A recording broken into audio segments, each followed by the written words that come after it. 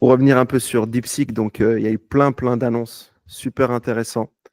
Les États-Unis se sont fait atomiser. On a vu Nvidia qui a plongé en bourse. J'aimerais commencer avec cette première question sur ce hot topic, Pascal. Soi-disant 5 millions investis par les chercheurs de DeepSeek qui sont détenus par un hedge fund. 5 millions de dollars. En Europe, on nous parle d'innovation. Ils ont mis 2 mois ou quelques mois à le faire. Pourquoi on n'a pas fait? Je n'en sais rien, je n'en sais trop rien. Bon, déjà, on ne sait pas si DeepSeek, ils ont utilisé ou investi 5 millions, 50 ou 500 en fait. Ils racontent ce qu'ils veulent. On n'y était pas, on ne parle pas chinois, on est évidemment pas au courant. Ce qu'on peut dire par contre, c'est qu'ils ont fait preuve de beaucoup de vivacité du point de vue de l'engineering, ce qui est normal en fait. C'est ça l'innovation. OpenAI commence, ils utilisent de manière très importante un papier de recherche qui a été publié par Google. Ils investissent, ils font un super modèle, ils font un peu la nique à Google, quoique Google, je pense qu'il ne faut pas les sous-estimer, ils vont revenir. Et puis, une fois qu'OpenAI a montré le chemin, que fait l'industrie? Eh ben, ils font mieux pour moins cher. C'est ça le digital. Donc, en fait, ils progressent. Et du coup, ben là, les Chinois, ils proposent un modèle en open source qui est hyper efficace, qui est plus petit, qui est très, très bon. Qui est contrairement à ce qu'on lit sur Internet, pas censuré. C'est la version hostée en Chine qui est censurée. Quand tu lui poses la question sur Tiananmen, elle ne répond pas. Mais quand tu prends le modèle et que tu l'installes sur ton Mac, bah, il répond. Donc, et comme c'est open source, tu peux le réentraîner, puis tu peux continuer le truc.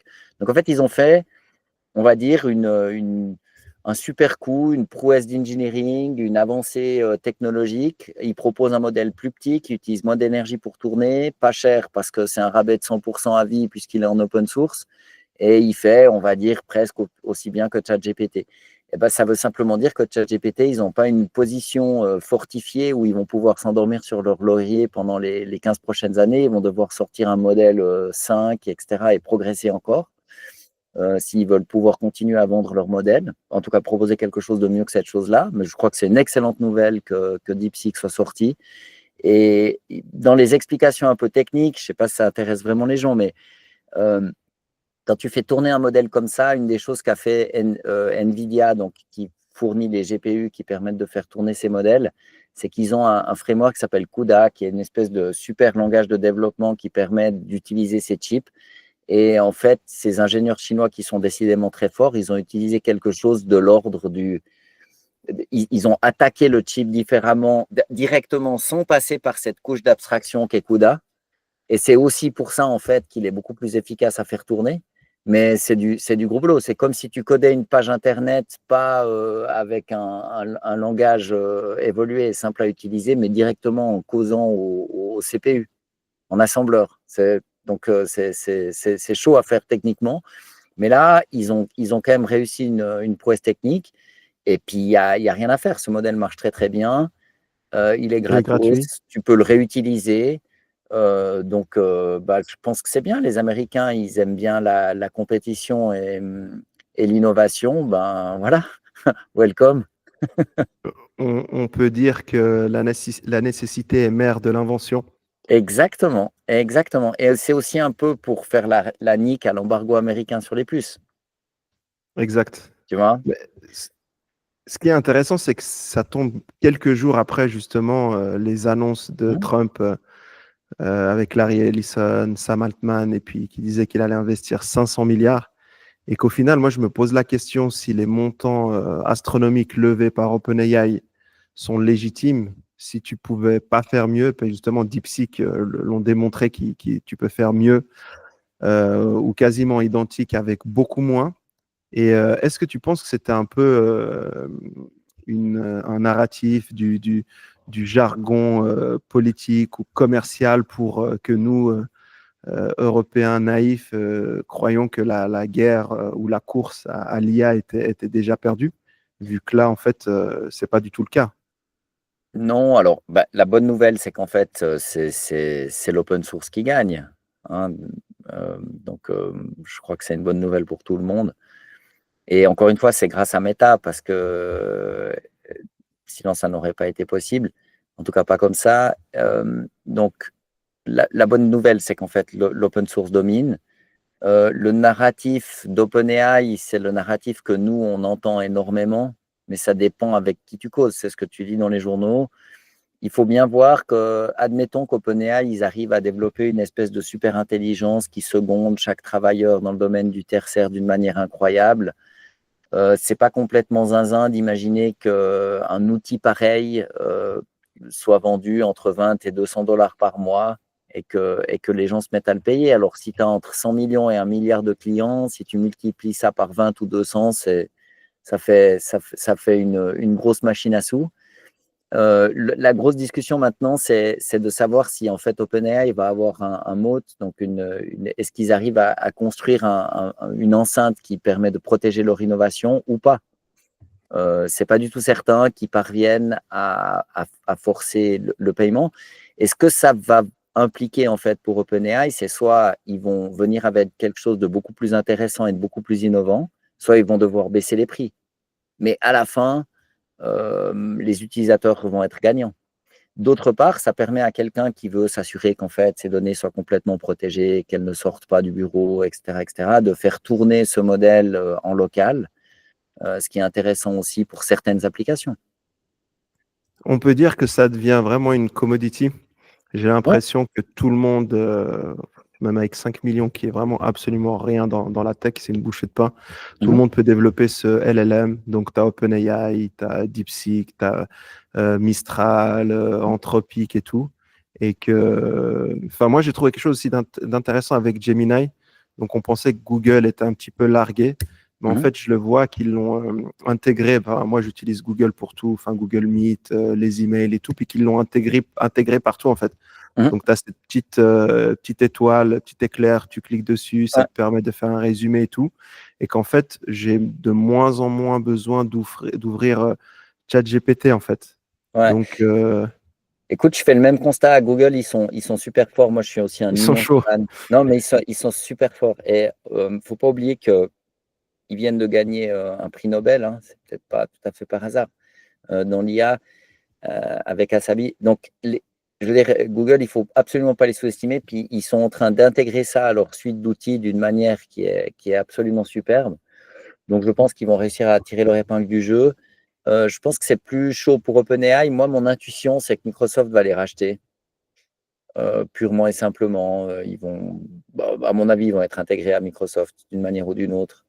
Alors, je peux te challenger là-dessus, challenger, avoir ton opinion. Donc, on en parlait ce matin, mais tu as Marc Benioff, donc de Salesforce, qui disait que ça était en train de chauffer entre Microsoft et puis OpenAI. Et d'ailleurs, Satya Nadella, le CEO de Microsoft, l'a dit. C'est vrai qu'il y a certains désaccords et tout. Eux, ils sont en train de développer leur propre outil IA à l'interne, sachant que Copilot, ça a été un monstre flop. Et ils entretiennent un peu cette relation avec OpenAI juste d'investisseurs et qu'ils disent qu'avec Mustafa Suleyman, ancien de DeepMind, que tu aimes beaucoup, DeepMind, je ne sais pas que tu aimes beaucoup Mustafa Suleyman, mais qui est en train de... Il est chouette. Il est très bon, qui est anglais d'ailleurs, il me semble, très, très bon. et qui est en train de développer justement toute cette IA au sein de Microsoft. Oui, donc, bien sûr. Mais s'il veut, alors 2 observations. La première, c'est qu'en fait, ni Microsoft ni Apple ne semblent avoir eu beaucoup de succès à faire les choses eux-mêmes. Certes, très bon point. Apple, ils sont revenus en arrière, ils ont dit ouais, bon, les mecs, on l'a lancé, mais ça foire. À mon avis, juste dans les notifications en plus, c'est que ça déforme carrément les notifications. À mon avis, uniquement pour des questions de prix de revient et de coût. Parce qu'à mon avis, ils avaient un système un peu trop complexe et puis c'était trop gourmand. Et puis comme ça fait partie de l'expérience Apple, ils ne peuvent pas te facturer après tous les mois. Tu vois, le modèle d'affaires est très différent. Mais, donc Apple n'y arrive pas. Microsoft semble s'être plus ou moins pris les pieds dans le tapis, en tout cas pendant ces 2 premières années, malgré l'accès qu'ils avaient à la technologie d'OpenAI lié à leur investissement. Donc, c'est pas si simple. Copilot, tu valides que c'est un flop? Moi, je trouve que c'est pas. Je veux dire, à terme, Microsoft va y arriver, mais pour le moment, moi, je paye une souscription payante ChatGPT. Je trouve que ça vaut la peine. Donc, la différence est patente. Et du coup, tu vois, ces grandes boîtes existantes qui ont qui ont des dizaines de milliers, voire des centaines de milliers d'employés, des centres de recherche de partout. Le problème, c'est que la taille est tellement énorme que même s'il y a une technologie qui est fonctionnelle dans un carcan plus petit, c'est très difficile de l'intégrer de manière efficace. C'est pas aussi simple. Du coup, je pense que Microsoft, ils sont en train… Imagine-toi dans la peau du patron de Microsoft, en fait, tu sais que tu dois réussir. Donc, qu'est-ce que tu vas faire? Tu vas mettre plusieurs fers au feu. C'est une entreprise qui est infiniment riche. Donc, en fait, ils vont faire un projet, 2 projets, 3 projets à l'interne.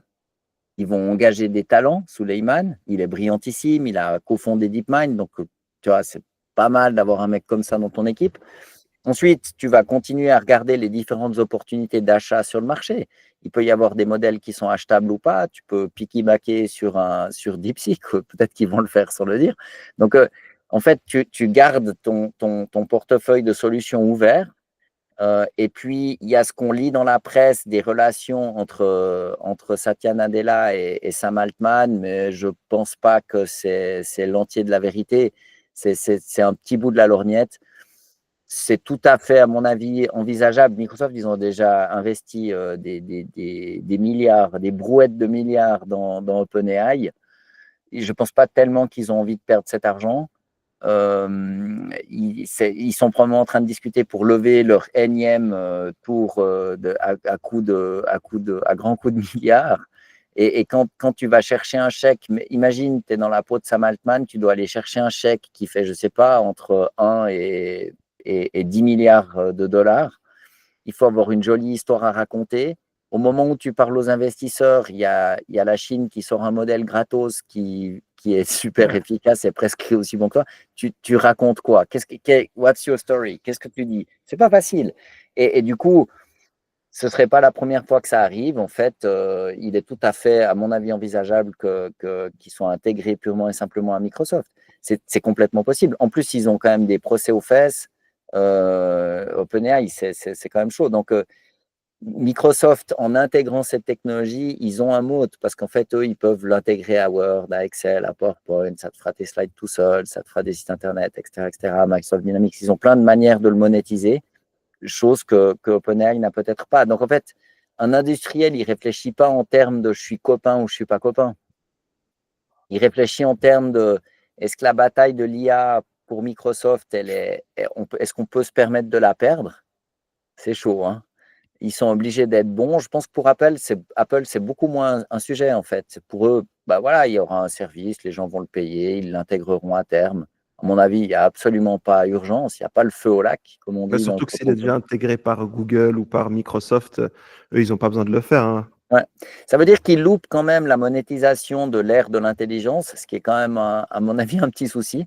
Mais pour vendre des iPhones et des Macs, ça ne pose pas de problème. Tu peux continuer à vendre des iPhones et des Macs. Ça sera dans Chrome, ça sera dans… Mais justement, Satya Nadella, pendant le World Economic Forum, a annoncé qu'ils allaient investir 80 milliards de dollars par an. Et c'était suite aux déclarations d'Elon Musk qui disait comme quoi Trump avait pas, enfin les investisseurs Sam Altman et puis Larry Ellison de Oracle n'avaient pas les 500 milliards. Et il a rigolé, Satya Nadella, il dit en tout cas, moi j'ai mes 80 milliards, on va faire le taf. Bon. Ça claque, hein.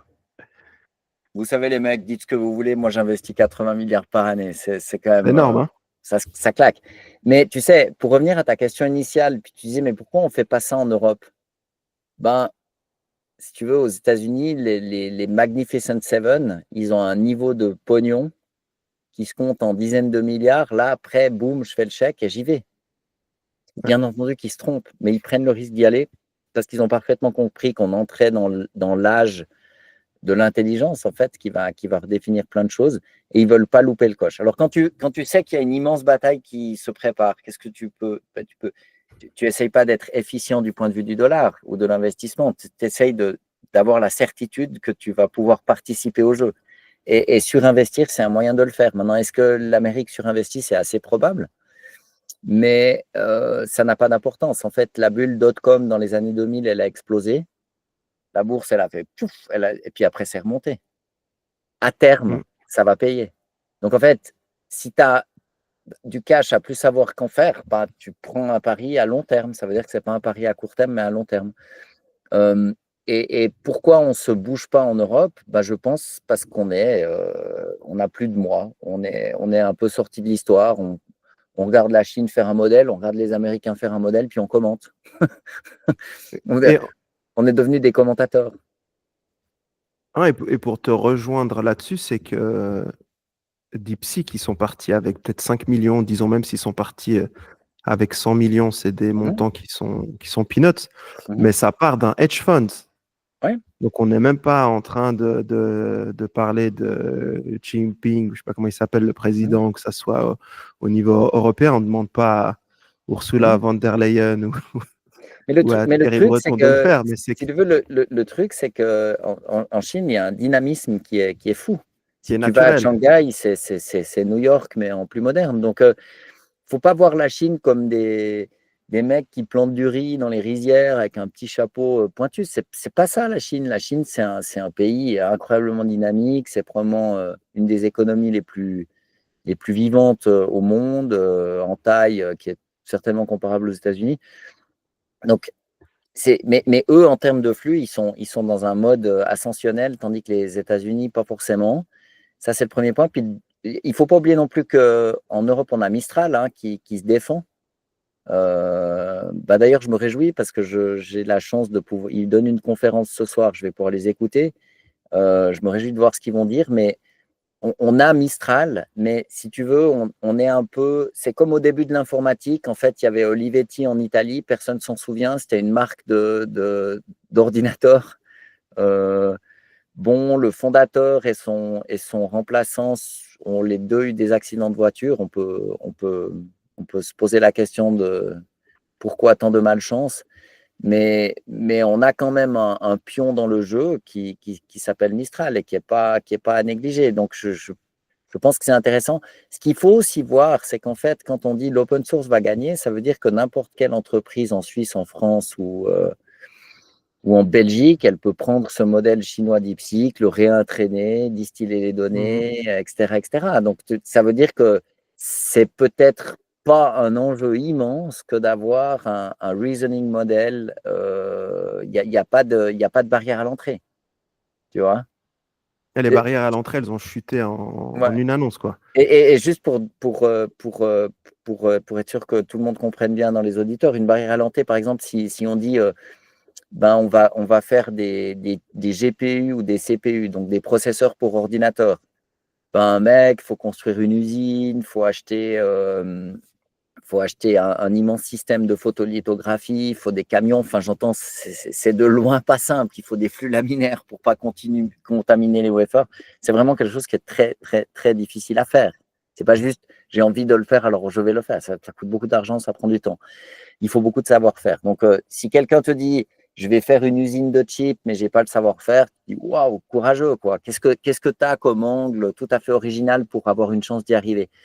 Mais donc là, il y a une barrière à l'entrée, c'est que c'est quelque chose de très complexe et de très, très difficile à mettre en place. Maintenant, si tu vas sur Hugging Face, tu prends un modèle et puis tu l'adaptes à ton business et puis qu'il tourne sans consommer trop d'énergie et qu'il est tout facile à utiliser, puis que tu as des outils qui te permettent de faire, bah, la barrière à l'entrée de faire un chat GPT, elle est pas immense. Ça me fait penser à une citation de Picasso. Tu me dis ce que tu en penses. Les bons artistes copient, les grands artistes volent. Est-ce que Ouais. c'est ce qui s'est passé avec DeepSeek? Oui. Mais alors attends, c'est intéressant de se poser la question de savoir qui est le voleur. Parce que Sam Altman, il se plaignait en disant oh là, mais ça, c'est un peu les US contre la Chine. Oh là là, les coquins, ils nous ont piqué des données. Alors, c'est ce qu'on appelle la distillation. C'est-à-dire, si tu as un modèle, en fait, un LLM, tu peux lui poser une question, 10 questions, 100 000 questions, 10 millions de questions. Si maintenant tu imagines que c'est un robot qui pose les questions, tu listes dans un grand fichier Excel toutes les questions possibles et imaginables, tu demandes à ChatGPT, puis tu reconstruis un modèle en fonction des réponses qu'il te donne. Ce sont des données que tu peux utiliser pour entraîner un nouveau modèle. Ça s'appelle distiller. Et du coup, Sam Altman, il les accusait d'avoir en gros piqué des données, enfin d'utiliser le modèle. Et ça, c'est pas conforme à leur politique d'utilisation. Cool. Maintenant, j'ai regardé. Il y a un site internet dont je vais donner l'adresse. Ça s'appelle originality.ai. Et en fait, sur ce site, si vous tapez ça dans Google, vous pouvez voir la liste des procès que OpenAI est en train de subir. Donc, j'en ai compté 18. Alors, il y en a 2 qui sont faits par Elon Musk pour des raisons autres, peut-être, mais tout le reste, ça semble être des organes de presse, des auteurs, le New York Times, Wall Story Media, The Intercept Media, etc. Donc, des gens qui sont propriétaires de droits sur du contenu, qui en fait, eux, font un procès à OpenAI, un vrai procès aux États-Unis. Donc, il y a toutes les dates, hein, vous pouvez regarder, c'est tout entre 2022, 23, 24. Et ils ont fait des procès à OpenAI pour leur dire, la plainte du New York Times, elle date du 27 décembre 2023. Donc, eux, ils attaquent OpenAI en disant, bah, on a la preuve que vous nous avez piqué des données, vous avez utilisé nos données sans respecter le droit, les droits qu'on permettait. Donc, du coup, que maintenant OpenAI dise qu'en fait, ce fonds de private equity ou les ingénieurs qui l'ont fait, moi, j'en sais rien du tout, c'est tout à fait possible. Who cares? Mais la vérité, c'est que c'est un peu la réponse du berger à la bergère, c'est que OpenAI s'est pas gêné, hein, dans un esprit californien startup, ils ont dit bon on utilise puis on verra après. We'll settle later, tu vois. Ok, voilà, bienvenue, cher OpenAI, bienvenue dans votre propre monde. Oui, et puis en plus, le fait que dans les startups, on parle toujours de stratégie de défense et qu'au final, des brevets, on s'en fiche, ça n'a pas d'intérêt, et même les investisseurs, ils ne prennent pas vraiment ça en compte, et que tu dois avoir un peu ce network effect, des barrières à l'entrée, et que là, en fait, DeepSeek, ils ont fait sauter les États-Unis et OpenAI. Pour moi, OpenAI, ils sont dans une situation très, très critique. Oui. Parce que, déjà, ils avaient de la peine à monétiser. Et même au départ, Sam Altman avait dit qu'il ne savait pas comment il allait monétiser, puis qu'ils en parleraient avec les actionnaires plus tard. Et là, maintenant, tu as Nova d'Amazon, tu as Gemini, qui est subtilement intégré par Google. Tu as aussi, comment il s'appelle, Oracle, avec les data centers qui veulent développer. J'imagine qu'il y a un LLM pour Oracle à faire. C'est très simple. Où elle est la vraie proposition de valeur pour ChatGPT, quoi. Ça va être chaud. Je souligne quand même que Alibaba, parce que j'ai regardé ça, en fait, en Chine, là, il y a ce modèle DeepSeek qui vient de sortir, qui est formidable, open source et gratos. Et Alibaba, ils en ont sorti un autre qui s'appelle Qwen, un peu comme la Qwen du lard, mais QWEN. Mais lui, c'est une IA propriétaire. Donc en fait, là, on n'a pas le poids on n'a pas le modèle en clair. Donc en fait, en Chine, ce que je veux dire, c'est qu'en Chine, il y a de l'open source, puis il y a du modèle clos. Aux États-Unis, il y a de l'open source, Meta, Facebook, et il y a du modèle clos, OpenAI, Microsoft et autres. Et puis en fait, les deux systèmes économiques s'affrontent, open source, closed source. Puis il y a les régions, les grandes puissances, États-Unis et Chine, qui s'affrontent aussi en parallèle. Donc il y a les deux. Cette contradiction entre l'open source, ou cette tension plutôt, entre l'open source et le modèle fermé, elle existe partout, en Chine et aux États-Unis. Et puis les États-Unis et la Chine se tirent la bourre. Maintenant, il faut bien voir que Sam Altman, lui, son prochain salaire, il doit aller trouver je ne sais pas combien de milliards en racontant une histoire. OK? Alors, c'est sûr qu'un modèle gratos qui sort quand tu discutes avec les investisseurs, ça la fout mal. Hein, ils ne devaient pas être contents. Donc, ils ont un peu spiné leur histoire différemment. Maintenant, ils sont sur AGI, enfin, les modèles auto-apprenants. Et les etc. agents aussi. Et les agents, bien sûr. Mais c'est chaud. Donc, c'est pour ça que moi, je n'exclurais pas en fait que OpenAI intègre simplement une autre société, mais ça remet en rien en cause cette vague de l'IA. OpenAI, c'est l'acteur dont tout le monde a parlé et que beaucoup de gens dont beaucoup de gens ont utilisé ce service. Mais DeepSeek, en fait, tu peux l'avoir sur ton iPhone aussi. Gemini, tu l'as partout. Enfin, je veux dire, ça prolifère de partout. Le problème principal de ne pas en utiliser 5, c'est que ça prend trop de temps. Tu n'as pas le temps. Tu vois? Donc, on pourrait se dire qu'ils ont fait le travail Mhm. préliminaire pour débroussailler, et puis ils ont ouvert la voie à d'autres acteurs. Ouais. Et même potentiellement, s'ils sont trop chers parce qu'ils ont une valeur de malade, elle doit être presque, je pense, à 200 milliards de dollars. Et je pense qu'elle va chuter, évidemment, mais leur post-money, ils avaient quoi, levé 6 milliards il y a quelques mois en arrière pour Mm. une post-money evaluation à 150, donc 157. 157. Ça fait Donc, beaucoup de milliards, hein. 1 milliard, c'est 1000 millions. Je veux dire, pour c'est moi, incroyable pour ouais, ces quelque chiffres. chose qui a été répliqué, entre Ouais. guillemets, on utilise répliqué à 5 millions. Donc, Ouais, même, mais on attends, pourrait envisager une. attention, parce que ça a été répliqué à 5 millions, mais ils ont distillé la main, hein. C'est, c'est, Oui, c'est- oui, Déjà, on ne sait ils ont pas si c'est construit 5 millions, par-dessus.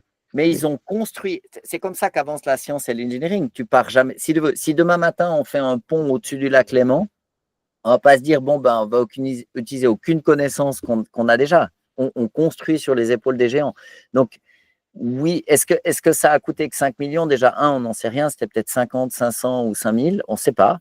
Et puis, en admettant que ce soit 5 millions, ils ont construit ça avec l'expérience, le retour d'expérience qui a été fait, parce qu'au départ, ces modèles, ils avaient beaucoup de tokens et des tokens avec beaucoup de profondeur, donc beaucoup de bits pour chaque token. Et à force d'en produire, on s'est rendu compte que voilà, il y avait certains modèles plus petits qui présentaient des avantages dans certains cas. C'est un petit peu comme de fabriquer des voitures. C'est pas à la première voiture que tu as trouvé toutes les solutions. hum, Tu vois, il faut quelques générations d'automobiles pour pouvoir en fait améliorer les choses, améliorer la sécurité, diminuer la consommation, améliorer le confort. C'est ça en fait qu'on voit avec cette IA. Mais c'est un problème d'ingénieur, c'est un problème technique, c'est un problème d'optimisation sous contrainte. Mais on construit les nouveaux modèles avec l'expérience du passé. Donc, je ne suis pas si certain que ce soit si peu cher. C'est maintenant simplement devenu un domaine industriel. L'intelligence, c'est devenu une problématique industrielle. Ça, je le redis, c'est important. Jusqu'à maintenant, l'intelligence, ou en tout cas ce qui ressemblait, c'était une propriété humaine. Et un peu du fait de l'État, parce qu'il y avait tout le truc de l'école, etc., etc. On apprend à lire, à compter, etc. Et en fait, ce qu'on voit se dessiner, c'est qu'en fait, il y a une intelligence digitale, on va l'appeler comme ça, et elle est peut-être pas artificielle, on pourrait peut-être dire qu'elle est digitale, donc ID. Et en fait, le fait de produire le machin le plus intelligent possible au coût le plus bas possible, ce qui veut dire utiliser moins d'énergie, c'est ce que fait l'industrie. C'est typiquement ça qu'une industrie fait. Et c'est ce qu'on est en train de voir sous nos yeux, avec des batailles légales, un OpenAI qui vaut 157 milliards, puis peut-être le lendemain plus. Mais il ne faut pas non plus sous-estimer Sam Altman et Microsoft. Ce n'est pas des manches, hein. Ils vont se battre, hein. C'est sûr et certain. Sam Altman, c'est quand même été le patron de Y Combinator. Il en connaît quand même un rayon. Il est brillantissime. Il est super fort. Quand tu l'écoutes, tu as envie de dire, ben oui, est-ce que je ne peux pas investir? Enfin, je veux dire, il est brillantissime. Donc, il ne faut pas du tout les sous-estimer, mais c'est une bataille industrielle. Ce que je veux dire, ce n'est pas une bataille universitaire. Ce n'est pas une question de recherche ou pas tellement. C'est pas une question de loi, d'État, de cadre légal. C'est un problème industriel. Qui va pouvoir fabriquer des voitures? Et là, c'est qui va pouvoir fabriquer de l'intelligence digitale? Donc, c'est une immense problématique, hein. c'est une immense problématique, mais au final, OpenAI peut finir banqueroute. Ouais, Ouais, mais c'est pas grave. pour moi, c'est pas d'un niveau d'un Amazon ou d'un Google ou d'un Microsoft ou d'un Apple ou d'un Samsung où tu es parfaitement dépendant. Enfin là, je veux dire, maintenant, déjà, Mhm. ils ont du mal à monétiser. Et Je suis puis, d'accord. enfin, tu vois, il y a aucun, on parlait de barrière à l'entrée, le switching cost de passer de ChatGPT à DeepSeek, il est de zéro, quoi, tu vois, ok. Ouais, alors, plus du bout, je sais pas, parce que moi qui ai mis en place quand même pas mal de systèmes dans des entreprises qui sont pas des entreprises forcément technologiques, hein, si tu veux, mais des entreprises dans le tertiaire, comme des fiduciaires ou des choses de ce goût-là. Quand tu mets en place un modèle, que tu fournis des outils, que tu redéfinis les processus, que tu coaches les gens pour qu'ils les utilisent, l'entreprise, elle fait un gain de productivité qui est énorme. C'est vraiment, ça transforme le monde. Il y avait un, un mec super brillant avec qui je discutais, je ne vais pas donner trop de détails, mais disons, il est plutôt dans les métiers du chiffre, genre comptabilité, puis tout d'un coup, il s'est mis à faire des macros sous Excel parce que cette IA lui permet d'avoir accès à ça. Puis c'était le sourire aux lèvres, la banane, trop content de pouvoir faire des choses qu'il ne pouvait pas faire la veille. Donc en fait, quand tu mets en place des outils comme ça, les changer, le switching cost, il n'est peut-être pas grand techniquement, mais suivant ce que tu fais, ça peut être un petit peu plus délicat. Il y a quand même changer, ça a quand même toujours un coût. Ce qu'il faut simplement voir, c'est qu'en fait, ça veut dire qu'à terme, on aura des solutions pas chères, variées, et que surtout, ça va diminuer le coût de l'inférence parce que ça va utiliser moins d'électricité si les modèles sont plus petits. Tu vois, je serais très curieux de savoir la première voiture à essence, combien elle consommait, mais ça ne devait pas être piqué des hannetons. Genre, elle devait faire du 10 à l'heure, 10 km/h de moyenne pour une consommation absolument phénoménale et il fallait 20 minutes pour la mettre en route. Puis aujourd'hui, on a des automobiles avec des moteurs à combustion qui démarrent comme ça, boum, ça fonctionne, ça fait 5 litres au 100 et ça marche bien. Mais il a fallu 100 ans pour que ce soit au point. Et c'est en fait ça qu'on est en train de vivre, mais en accéléré. Mais justement, enfin, moi, je parlais du switching cost surtout pour les consommateurs, tu vois. Donc tu passes d'OpenAI à DeepSeek. Donc ça, bon, voilà, Là, je suis d'accord c'est avec toi, zéro, c'est zéro. Ouais. 100%, et ça représente la majeure partie des revenus de OpenAI. Maintenant, Ouais, pour mais les... juste un point, parce qu'en fait, DeepSeek, on lit sur Internet qu'en fait, il ment sur Tiananmen. D'accord? Alors, pour les auditeurs, si vous installez DeepSeek sur votre téléphone portable ou sur votre ordinateur, si vous prenez la version app qui tourne, elle, sur des serveurs chinois, alors elle ne vous répond pas sur Tiananmen. Clairement, là, il y a un truc qui ne se passe pas bien. Mais si vous downloadez le modèle et que vous le faites tourner chez vous, là, il vous répond et de manière assez Ok. précise. Donc, il faut faire bien attention, en fait, quand on pense, en fait, que c'est pipé, ça dépend. Là c'est en open source, on est libre. Donc, ça, c'est le premier point. Puis, le truc, c'est clair, pour les individus, ça pose aucun problème. Tu peux passer d'un à l'autre et en utiliser plusieurs. Ouais, et donc, pour les entreprises, comme toi, tu as beaucoup d'expérience là-dedans, tu l'as fait pour les boîtes. Euh, Par rapport à ce qui se passe avec DeepSeek, justement, est-ce que tu te dis que est-ce qu'il faut encore attendre pour Non, implémenter l'IA dans les non, non. entreprises?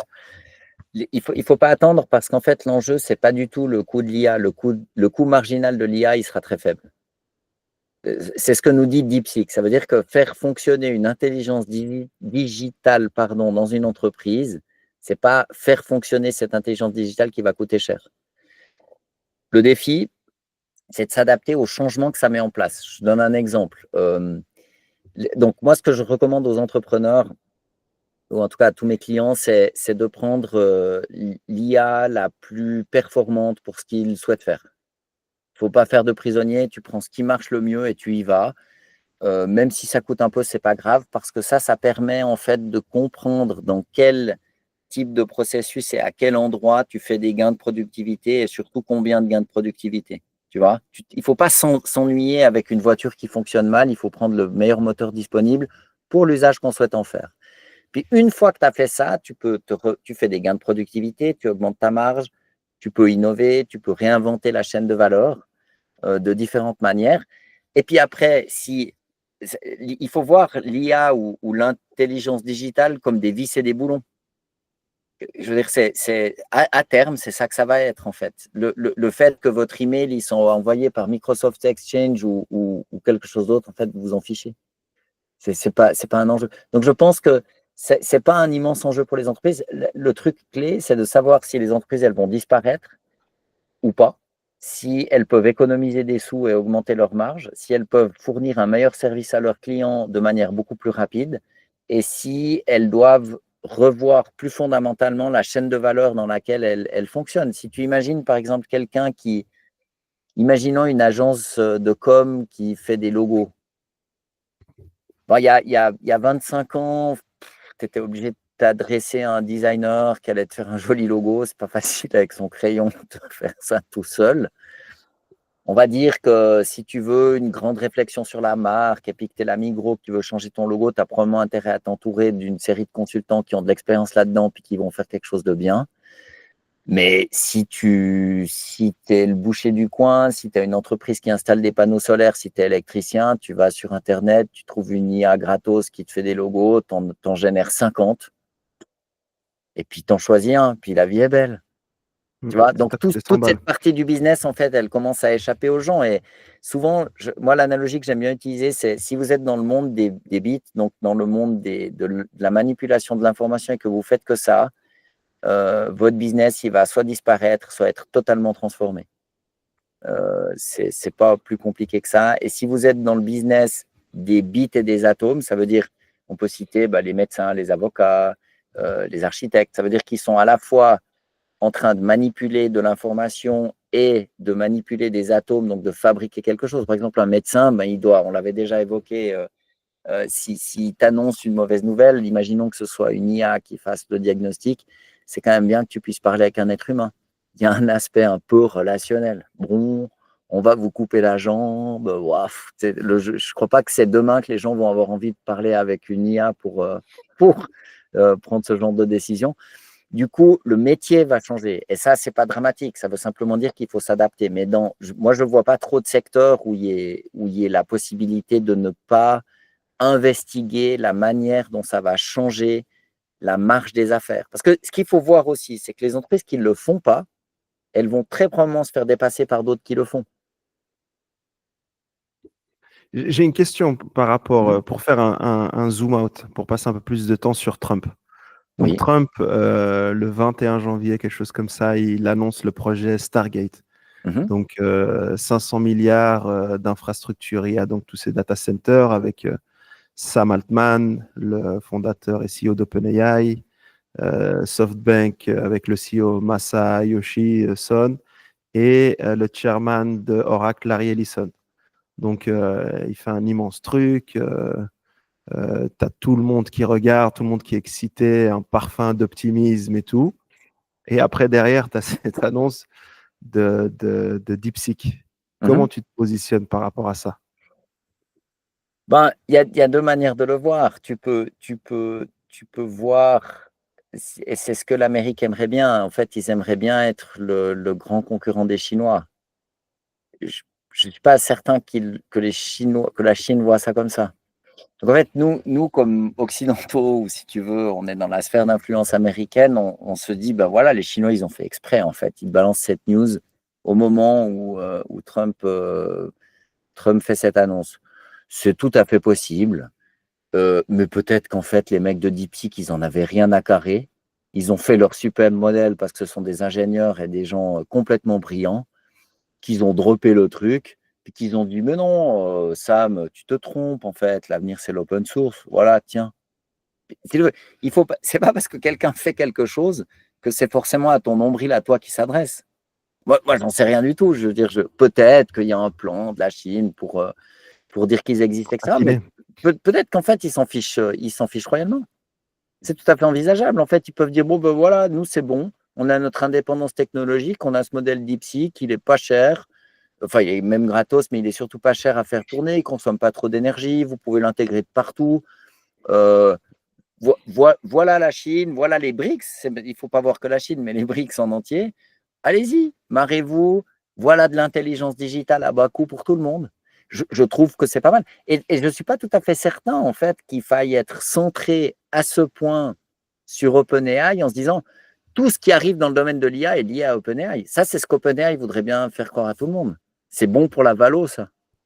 Marc Andreessen, donc le fondateur de Andreessen Horowitz, a dit que c'était le moment Spoutnik. Ouais, alors bon, je pense pas parce que déjà le moment Spoutnik, c'est la première fois en fait que c'est les Russes qui avaient envoyé un satellite avant les Américains en orbite, puis ils faisaient bim bim et voilà, donc ça a choqué tout le monde, ça a donné la course pour aller sur la Lune. Ok, mais la vérité c'est que c'est pas tellement le moment Spoutnik, c'est plutôt le moment où en fait on pourrait, je pense que c'est une meilleure analogie, c'est Ford qui met en place le Taylorisme et la chaîne de production. En fait, quand les voitures étaient faites à la main, commandées par de richissimes lords anglais et français, il n'y avait pas trop de marché de l'automobile avec un moteur à explosion parce que ça coûtait les yeux de la tête. Quelque chose qu'on fait sur mesure pour 3 personnes dans le monde, c'est pas quelque chose qui concerne les masses. Par contre, le grand moment, c'est le moment où les aspirateurs ont été pas chers, les frigos ont été pas chers et puis les automobiles ont été pas chers. Et ça, c'est la chaîne de production on dit souvent que c'est Ford qui a mis ça en place. Et d'ailleurs, il disait, vous pouvez choisir la couleur pourvu qu'elle soit noire. Donc, en fait, il met en place ce rationalisme qui permet de faire diminuer les coûts. Et c'est exactement ce que DeepSeek fait, en fait. Il propose un modèle qui est beaucoup moins cher à opérer, il est même gratos. Donc, c'est vraiment, là, on peut dire qu'on est prix plancher. C'est Noël toute l'année. Et peut-être que ce que dit simplement DeepSeek, pardon, ce que DeepSeek montre, c'est plutôt un moment fordien, moi j'ai envie de dire. C'est un lapsus, Pascal. Mais tu vois, moi je pense qu'il faut le voir en fait comme des vis et des boulons. Imagine que les vis et les boulons, ça coûte $1000 pièce. Eh ben, on serait bien emprunté pour fabriquer des trucs. Et les vis et les boulons sont devenus des commodités. Et moi, je pense qu'en fait, l'intelligence digitale, ça va devenir une commodité. C'est en train de le devenir. Et c'est tant mieux. Parce que tout le monde aura un petit docteur dans sa poche, tout le monde aura un dermato, tout le monde aura un conseiller en engineering, en éducation des enfants, en tout ce que tu veux, en marketing. Tu vois, c'est génial. Je crois que Pascal, tu bosses pour les Américains, hein. Avec le lapsus que tu viens de faire, tu dois bosser pour ça. Altman. Non. J'étais pas au courant. Mais Younes, il faut qu'on dise à Sam qu'on est à disposition. On est à disposition. T'as un peu Thierry Breton suisse. Ah, quelle horreur! Non, tu peux pas dire un truc pareil. Non, non, non, non. Non, mais je trouve ça marrant et moi, je trouve que ce DeepSeek, c'est une super nouvelle. Je suis tout à fait d'accord avec toi. Pour revenir un peu à l'Europe par rapport à ça, qu'est-ce qu'il faut pour que ça bouge, pour qu'on se réveille par rapport à cette course sur l'IA? Et là, vraiment, moi, ce qui m'a vraiment frappé, c'est que j'ai vu toute la puissance des Amazon, des Google et tout, où en fait, un LLM, on est loin de ça, quoi. Pour moi, c'est un peu le soufflet là qui redescend et que c'est pas dingue. Alors, je pense que l'Europe, là, elle est comme une poule à qui on a coupé la tête. On est en train de il se passe plus rien. Donc, je pense qu'il y a 3 points clés. Le premier, c'est en fait de faire le constat qu'on n'a pas d'industrie digitale. C'est un peu tout noir, tout blanc, mais grosso modo, c'est vrai. Comparé aux Américains ou à la Chine, on n'a rien. Donc, il faut simplement faire. Mais on n'a même pas les personnes pour faire un DeepSeek ou pas? Je ne suis pas sûr qu'on n'ait pas les personnes. Ça, je pense qu'on a les compétences. Par contre, les 5 millions, on les a ou pas? Mais oui, mais bien sûr qu'on les a. Ou pas? Mais le premier truc, c'est qu'il faut faire un diagnostic qui soit plus ou moins juste. On parle de souveraineté numérique. En Suisse, par exemple. Pas d'ordinateur, pas de CPU, on n'a rien, nada. Mais c'est du délire. Donc, en fait, il faut revenir à la base et puis il faut voir dans quelle couche du digital on veut être souverain ou pas. Et il faut d'abord faire un constat qu'en fait, on n'a pas d'industrie digitale en Europe. C'est un peu cru, mais à part Mistral. C'est dur ce que tu dis. Non, mais c'est dur. vrai. Je rigole, mais c'est on est à la rue. Donc, bien sûr qu'il y a Mistral, bien sûr, on peut toujours. Mistral, ils ont ouvert un bureau aux US en plus. Hein. Oui, mais il faut être au bon endroant pour vendre aussi. Et du coup, OK, on a eu Spotify, voilà, OK, il y a quand même 2-3 choses. Mais si tu veux, il n'y a pas de flux en termes, si tu compares la taille de la rivière en Europe du point de vue digital, on est une espèce de petit ruisseau maigrichon, charmant mais maigrichon. Et puis aux États-Unis, c'est un fleuve, c'est le fleuve Congo, quoi. C'est un truc de dingue. Donc on est tout minuscule. Donc il faut d'abord avoir le courage de dire les choses comme elles sont. Ensuite, il faut se poser la question c'est Gretzky qui disait il ne faut pas aller là où le puck est déjà, il faut aller là où il sera. Donc il faut réfléchir à quelle va être la couche la plus pertinente et puis investir massivement, en partie avec l'État, en partie avec les privés. Il n'y a pas de miracle. Et puis surtout, il faut se calmer avec la régulation. En Europe, ce qu'on fait, c'est qu'on régule un truc qu'on n'a pas. Ouais. C'est fun, non? Et là, il faut se calmer, il faut juste rien faire. Non, je t'en prie, poursuis. Mais, C'est les 3 points. Il faut faire le constat, le diagnostic, il faut qu'il soit juste, il ne faut pas qu'il soit politique, il faut qu'il soit réaliste et objectif. On n'a rien, on est à la rue. Ok, c'est moche, mais autant le dire plutôt que de faire semblant. Une fois qu'on a fait ça, il faut essayer d'anticiper là où le ballon ou le puck va aller. D'accord? Et puis, en fonction de cette prédiction qui est nécessairement fausse, mais c'est moins pire d'en faire une que de ne pas en faire, décider de l'endroit où on va aller collectivement, à quelle échelle, est-ce que ça va être multi-pays, un seul pays, une entreprise. Et puis, il faut bien se rendre compte d'une chose, c'est qu'il faut, et puis, alors, il faut que les politiciens arrêtent de légiférer, ça me semble complet, parce que c'est un problème industriel. C'est et pas un problème. pour rebondir juste sur la régulation, donc le Parlement européen a proposé le AI Act, Mhm, donc la première régulation sur l'intelligence artificielle.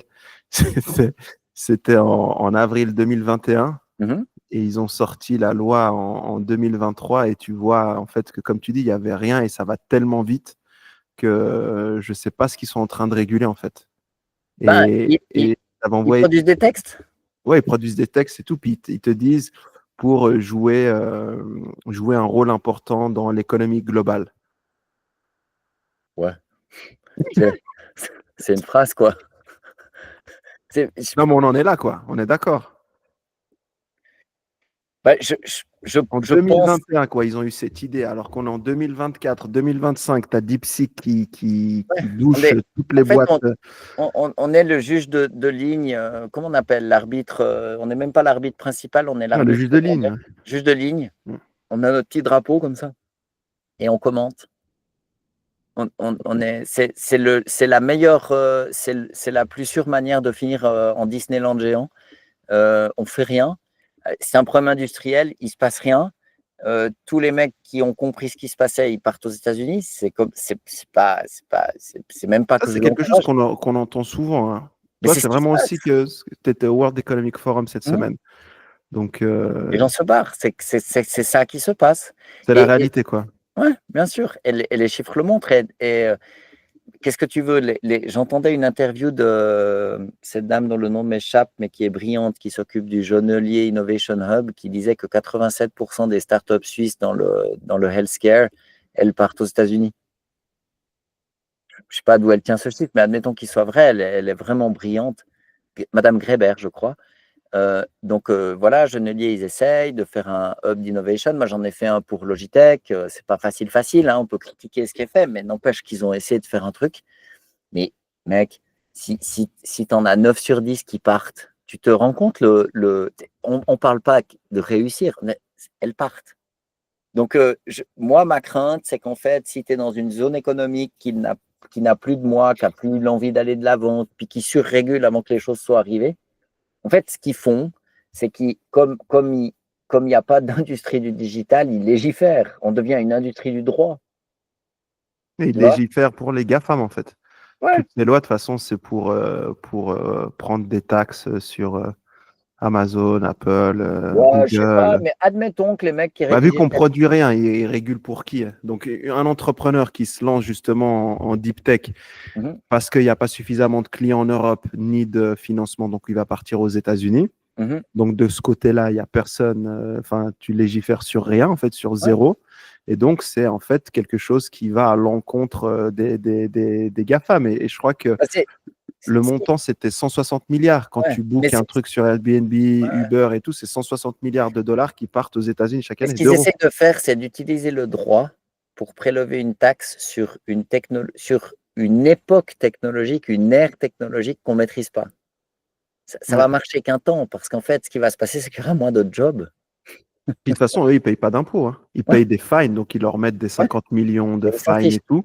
Mais Starbucks, enfin Starbucks, c'est même pas dans le digital, mais pour dire Amazon, Apple, même les Nike et tout, ils payent zéro impôt en Europe, Ouais. hein. Mais je trouve ça dramatique. En fait, c'est pas que légiférer en soi, c'est un problème, mais on légifère sur un truc qu'on ne maîtrise pas du tout, on n'a pas d'industrie et on compte sur la taille de notre marché pour nous donner du poids puis imposer notre bien-pensance au reste du monde. Ouais. Et admettons que ce AI Act soit bien rédigé, bien pensé et utile. And so Il est what? trop tôt. Notre contribution, en fait, c'est de légiférer avant les autres pour être sûr qu'on se tire dans le pied et qu'il ne se passe rien du point de vue industriel. Et puis tu légifères sur quoi? Les produits ne sont même pas sortis, ils sont Sur les encore en train produits de des autres. Non, changer. mais c'est T'as une rien. blague. Enfin, en 2021, On il y fait avait les quoi choses à dans l'envers. l'IA? On fait les choses à l'envers. Moi, je pense, c'est pour ça que je redis, il faut faire un constat tout à fait réaliste sur nos capacités. Il faut investir dans l'industrie et pas dans le légal. Et il faut dynamiser les choses. Il y a absolu, il y a pas photo. C'est comme ça. C'est soit l'Europe se réveille, soit elle va partir en steak, ce qui me semble être en train de se passer. Si on regarde en fait ce qui arrive à l'industrie automobile en Allemagne, la désindustrialisation en France, c'est ça qui se passe. Ouais. C'est intéressant ce que tu dis parce qu'on voit que dans tous les domaines, il y a des difficultés. Il n'y a pas forcément de solutions qui sont produites, en fait. Non, mais c'est sûr que rajouter des lois, ça va pas aider. Non, justement, ça fait fuir. Ça fait Ouais. fuir. Et je pense que c'est intéressant de basculer aussi un peu sur ce sujet où Bernard Arnault, il a pris une douche froide. Donc, il était à l'investiture de Trump. Ouais. C'était le seul PDG français qui était convié, apparemment. Et donc, il était aux côtés d'Elon Musk, de Sundar Pichai de Google, Jeff Bezos d'Amazon, etc. Puis là, il est revenu. Il a fait une conférence de presse où il a annoncé les résultats. Et puis, donc, LVMH sont un peu en difficulté. Puis, donc, il a reçu l'annonce comme quoi le gouvernement allait taxer 40% le Made in France. Et il te disait, bah, si vous voulez nous forcer à délocaliser, ça va marcher. C'est chaud, hein. quand même chaud, ouais. Non, puis si tu veux, moi je connais pas Monsieur Arnault, etc. Mais il a quand même fait un sacré coup. Il a construit un empire, d'accord, dans le luxe. Voilà. Il faut quand même avoir un peu de respect pour ça. Et alors bien, il a peut-être eu de la chance, il a peut-être été aidé, mais n'empêche, il l'a fait. Et en fait, ça représente énormément de création de richesse qui est reliée à la France. Et c'est clair que de tirer sur les gens qui ont du succès, c'est pas une bonne idée. Aux États-Unis, on les célèbre. En fait, les grands entrepreneurs, ils font pareil. Ils sont peut-être trop admirés, voire même adulés. C'est peut-être pas forcément une bonne idée. C'est pas parce que les gens ont gagné beaucoup d'argent qu'ils sont forcément malins, mais ou forcément à écouter.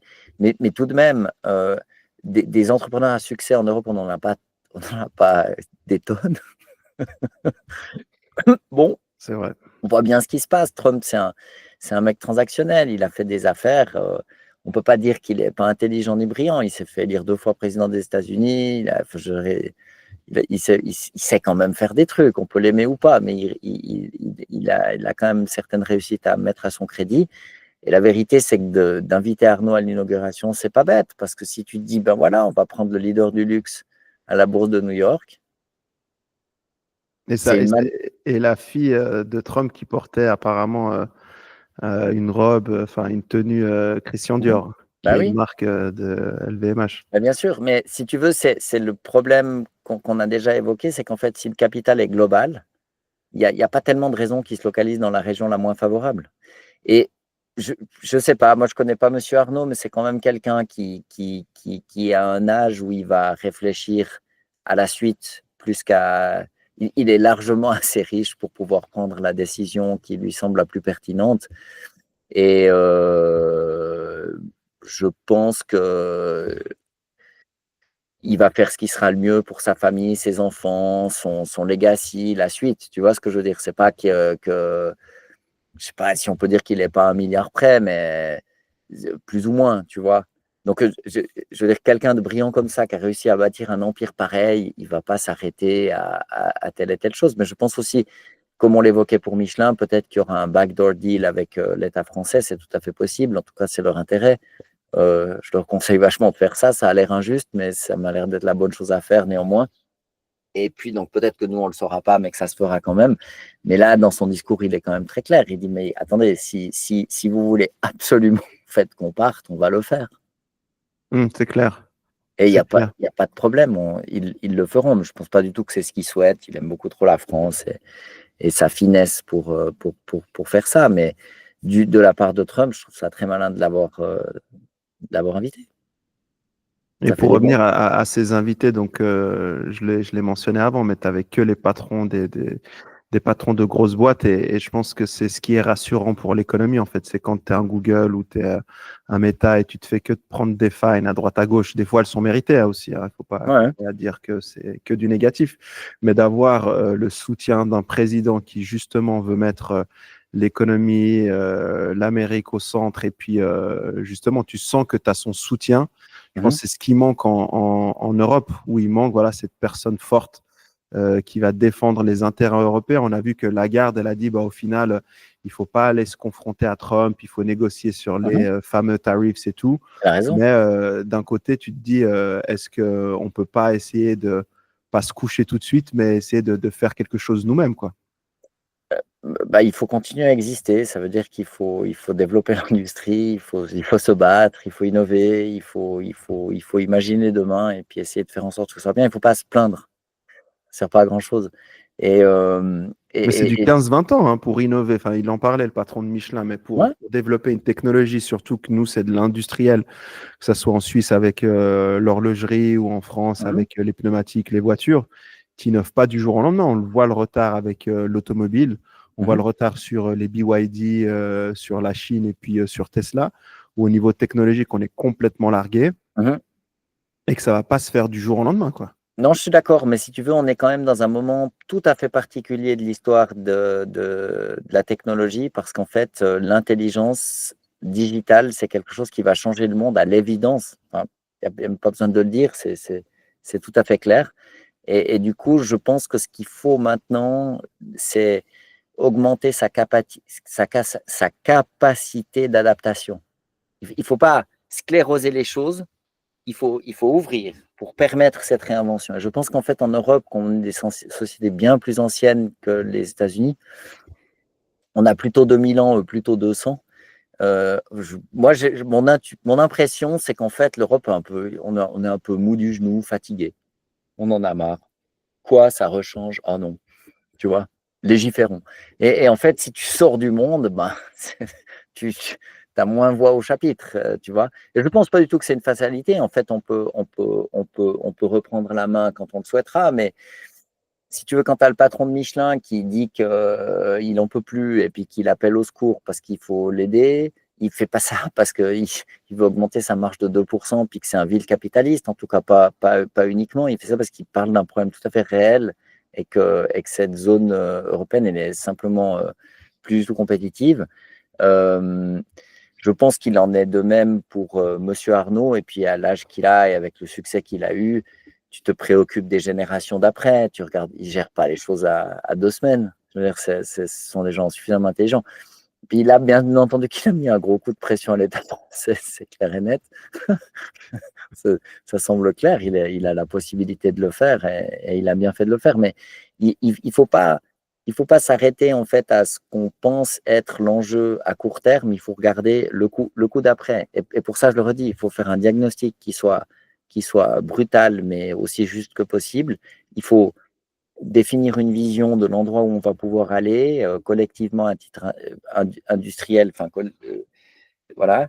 Et puis, après, il faut s'empêcher de tout le temps écrire des textes de loi toutes les 2 semaines et de les changer et de les améliorer. Regarde le truc des cookies, la protection à la GPDR. OK, tu vas sur un site internet, cookies, les auditeurs le savent, il faut tout le temps accepter les cookies. Est-ce que quelqu'un refuse d'aller sur un site parce qu'il refuse les cookies? C'est qui ce mec complètement fada qui veut pas les cookies? C'est quoi cette histoire? Des fois, ça m'arrive, mais c'est rare. Mais oui, mais moi aussi, des fois, je le fais, mais c'est parce qu'on me pose la question tout le temps. Au bout d'un moment, tu dis non, je n'en Allez, veux c'est bon, je pas. ne veux plus lire ce Tu truc. vois. Donc, si tu veux, on a créé une espèce de situation absurde qui partait d'une bonne idée, c'était de limiter l'accès à l'information. Ben, ça ne marche pas. C'est un moyen absurde. Le seul truc bien qu'ils ont fait, c'est que tu peux unsubscribe des newsletters. Tu as toujours le bouton, tu peux y aller. Alors, ça, c'est bonnard, parce que ça t'évite. Mais l'alternative, c'est très simple. Tu mets ça dans les spams et puis ciao, adieu Berthe. Ouais. Ça marche aussi. Donc, si tu veux, OK. Mais cette espèce de harcèlement constant pour savoir si on accepte les cookies ou pas, il faut se calmer ou il faut que le système s'en souvienne. C'est pas moralement acceptable que de poser la question tous les À jours aux chaque gens fois, s'ils veulent vraiment aller sur ce site. Oui, en fait, je le veux. Tu et vois? justement, enfin, ça me fait poser la question après, quand tu utilises un Perplexity et puis qui t'amène les sources, on en est où par rapport aux cookies, tu vois?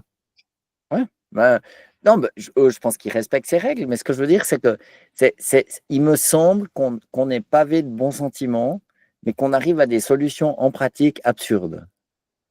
Tu vois? Ah, c'est clair, Ça c'est tient pas clair. la route et à la fin, il faut revenir dans le réel. Ce qui compte, c'est de voir en fait, si une loi, en fait, elle facilite l'application, elle protège les citoyens et cetera, mais on l'est pas du tout.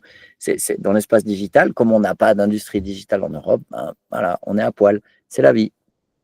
Et pourquoi on n'a pas d'industrie digitale? Moi, j'ai entendu plusieurs personnes, et on en parlait en off, toi et moi, rapidement hier. Mmh. Est-ce qu'on se fait vraiment piller les talents, piller les cerveaux par la Chine, par les États-Unis? Est-ce qu'on a le droit de Non, dire ce... non, non, moi je pense pas que c'est ça. Pour moi, le fond de l'affaire, c'est qu'en fait, en Europe, on est dans une société qui est plus subtile et qui maîtrise l'art du raffinement. C'est pas pour rien que Arnaud, il a fait fortune dans le luxe avec le raffinement de coudre des beaux sacs, etc., etc. On fait de l'horlogerie, on a des banquiers, on a les plus vieux banquiers du monde, etc. Donc en fait, on aime bien améliorer des choses. Mais pour pouvoir améliorer un savoir-faire ou une technologie, il faut un petit peu de stabilité. D'accord? Dans le digital, tous les 5 ans, c'est fini, c'est quick, ça tout a changé, tu vois? Donc en fait, l'espace digital, il est infiniment plus dynamique que je sais pas, la manufacture des sacs à main, que l'horlogerie, que, je sais pas, si on pense, l'art d'être un bon banquier, c'est pas quelque chose qui a dramatiquement changé ces 20 dernières années. Donc le truc, c'est qu'en Europe, on est bon quand il s'agit d'améliorer les choses de manière incrémentale sur de longues années. On forme des apprentis. On est comme ça dans la transmission, l'accumulation, et la transmission du savoir. Et on affine, d'accord. C'est aussi pour ça qu'en France, on mange si bien. Dieu merci, mais c'est parce que, ben, voilà, bien faire à manger, il faut avoir des bons produits. Il y a toute une culture de la transformation du produit pour préparer un repas. Et ça, c'est un legs culturel absolument précieux qu'il faut à tout prix protéger. Mais dans le digital, tu n'as pas 5 années devant toi pour te demander si tu vas utiliser celle-ci. Je regardais une application qui s'appelle Lovable qui permet, tu chattes avec le truc et ça te pond une application. Ok. Mais oui, c'est une dinguerie ce truc. Ils ont un succès de fou et franchement, c'est impressionnant. Alors, c'est encore pas au niveau où tu peux, sans être ingénieur et n'avoir aucune notion de quoi que ce soit en programmation, t'en sortir tout seul, puis tu parles à ton mec, puis boum, tu as une page qui sort et puis tu as un programme qui s'est créé tout seul. On n'en est pas là. Mais les outils qui permettent d'accélérer et de faciliter la R&D dans le domaine du logiciel, c'est ahurissant. Ahurissant. Tu causes avec une machine, puis elle te propose quelque chose qui est tout à fait correct et en des temps, mais absolument dingue. Il y a vraiment des choses épatantes qui sont en train de se passer. Alors, dans un espace, si on dit que la programmation, c'est une partie de l'industrie du digital, quand tu as des outils qui te remplacent des seniors développeurs et que il y a 3 ans, ils n'étaient pas là, bah maintenant ils sont là, tu es dans un autre monde. Ouais, tu m'étonnes. Tu m'étonnes. Mais c'est pour ça que, enfin, pour revenir à l'aspect entreprise, je trouve que c'est quand même difficile de se projeter dans comment tu implémentes les solutions, chez qui tu vas les prendre. Parce que tu vois ce que je veux dire? Dans le sens, tu as encore Microsoft qui est en train de développer ses solutions à l'interne, tu as DeepSeek, ils ont leur LLM, mais je pense que ça va plus se passer dans les, tu t'y connais encore mieux que moi, mais dans les agents IA, parce que Ouais, je dirais, pour une entreprise maintenant, ça dépend de la taille, bien sûr, tu peux pas faire dimensionnalité, mais je dirais, grosso modo, ce qu'il faut, c'est s'intéresser au sujet, utiliser Gemini, ChatGPT ou un autre, peu importe. Mais il faut utiliser ces outils, puis il faut se poser la question de la manière dont ça peut vous aider à faire gagner du temps. Basta.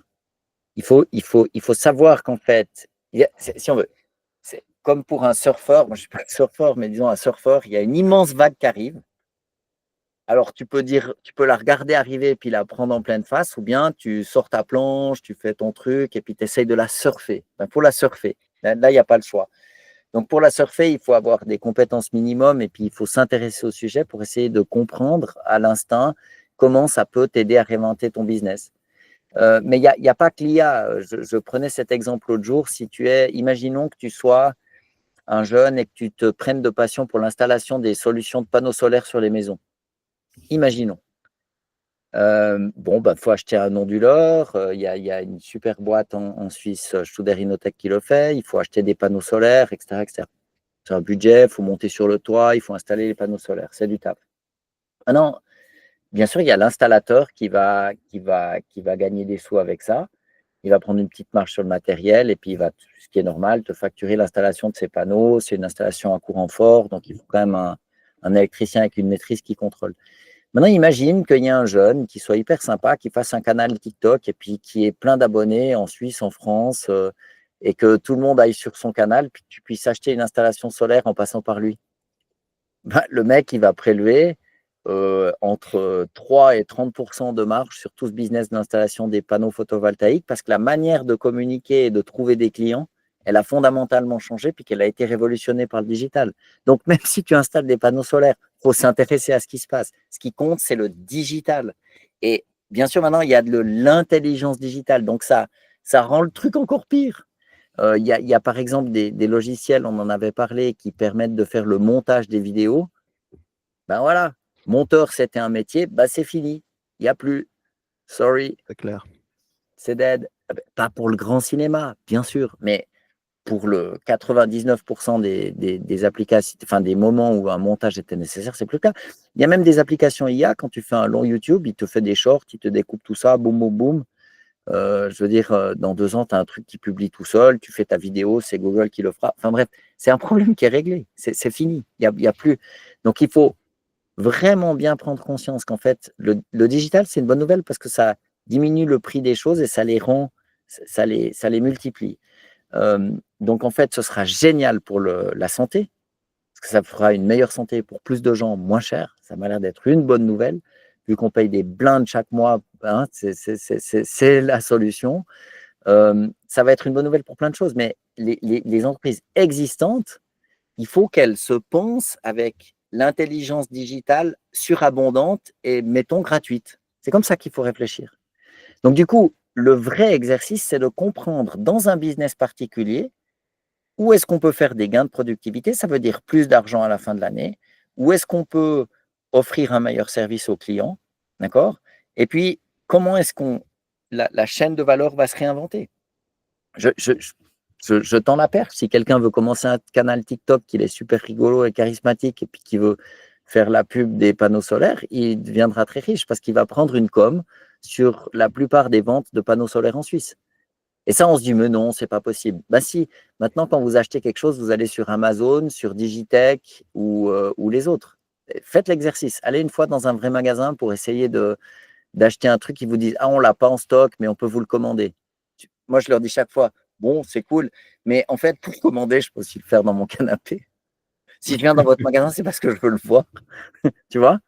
Donc, en fait, maintenant, quand tu achètes, c'est une expérience qui est digitale. C'est terminé, en fait, le commerce tout court. C'est le e-commerce. Ça a remplacé la chose. Ça a pris 25 ans. OK.